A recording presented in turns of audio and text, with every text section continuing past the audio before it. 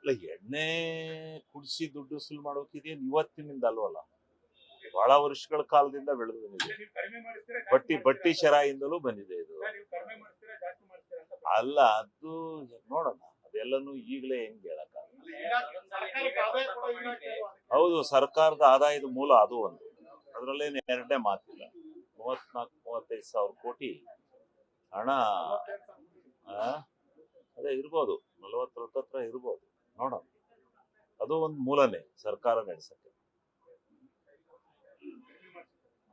ನೋಡೋಣ ಅದು ಏನು ಅಂತ ನಾನು ಇನ್ನೂ ಇಲಾಖೆ ಬಗ್ಗೆ ತಿಳ್ಕೊಂಡ್ಮೇಲೆ ಪ್ರತಿಕ್ರಿಯಿಸ್ತೀನಿ. ಸುಮ್ಮನೆ ಮಾಧ್ಯಮದ ಮುಂದೆ ಹೀಗೆಲ್ಲ ಹೇಳ್ಬಾರ್ದು.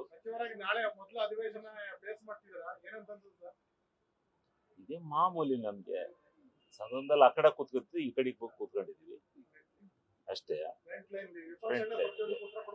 ಕೊಡೋಣ, ಏನ್ ಬೇಕಾದ್ರೂ ಕೇಳಲಿ, ಉತ್ತರ ಕೊಡೋಣ. ತಾಳ್ಮೆ ಸಮಾಧಾನ ಅವರು ಕೇಳಿದ್ರೆ ನಾವು ತಾಳ್ಮೆ ಸಮಾಧಾನದಿಂದ ಇರ್ತೀವಿ. ಅವ್ರು ಉಲ್ಟಾ ಸೀದಾ ಹೊಡೆದ್ರೆ ನಾವು ಉಲ್ಟಾ ಸೀದಾ ಹೊಡಿತೀವಿ. ಅದೆಲ್ಲ ದೊಡ್ಡವ್ರದ್ದು ಹೇಳ್ತಾರೆ, ಮುಖ್ಯಮಂತ್ರಿಗಳು ಟ್ವೀಟ್ ಮಾಡ್ತಾರೆ, ನಾವ್ ಹೇಳ್ಬಾರ್ದು. ನ್ಯೂಸ್ ಫಸ್ಟ್, ನಿರ್ಭೀತಿಯಿಂದ ನಿಮ್ಮ ಪರವಾಗಿ.